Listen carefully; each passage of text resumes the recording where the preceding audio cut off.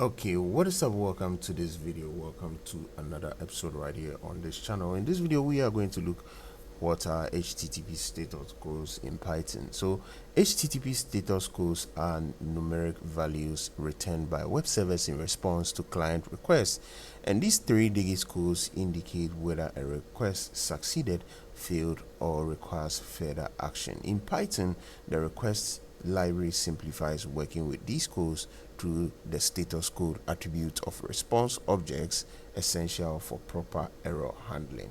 So status codes are grouped into 5 categories. We have the 1xx for informational, that's request received and processing. We have the 2xx for success, request accepted and processed. We have the 3xx for redirection, further action needed. We have the 4xx, which is client errors, bad request syntax, or impossible to fulfill. We have the 5xx for server errors, server failed to process valid request.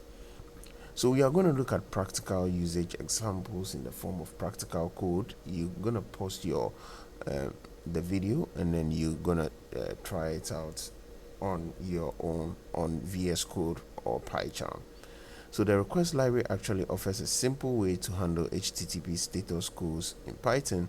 So you have to check the status code after making a request. So here is an example code for you to try out, where it starts from the top, import request, where it makes a get request to a URL, checks the status code, and then prints server error, try again later. So do what to try this out with a leaf statements, if and a leaf statements with different conditions, where if a certain condition is fulfilled, it will either print success received data, success resource not found, not success, but then print server error, try again later, and the others.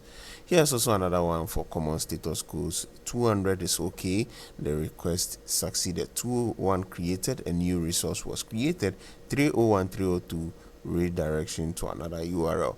400 bad request is an invalid syntax in the request. 401 unauthorized is an authentication required. 403 forbidden, client lacks access rights.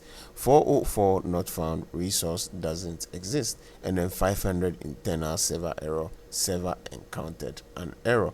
For error handling, use .raise for status method to automatically raise sections on 4xx and 5xx responses. Here's also another code block example at the bottom here, using try except request to do this one. So do try this out also in VS Code. Let us know how it went.